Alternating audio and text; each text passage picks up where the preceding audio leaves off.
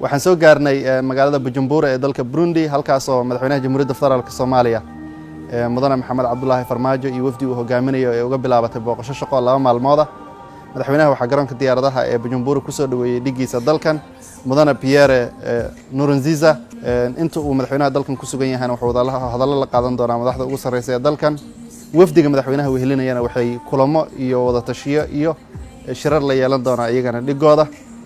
safarkan waxa madaxweynaha ku wehelinaya wasiirka difaaca taliyaha ciidamada xoogga dalka iyo la taliyaha amniga qaranka ee madaxweynaha